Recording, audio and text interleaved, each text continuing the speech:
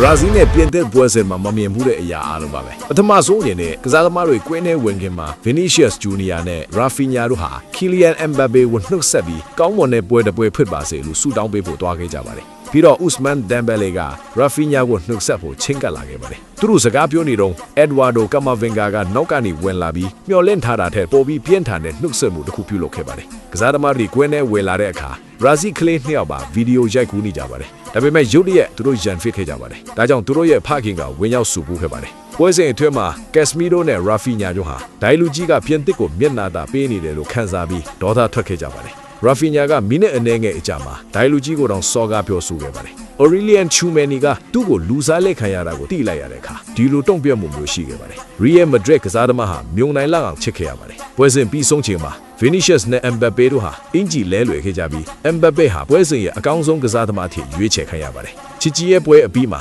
Vinicius နဲ့ Camavinga တို့အပန်းဖြေပြီးဟာသလိုကြရင်အားလုံးပြီးဆုံးသွားခဲ့ပါတယ်။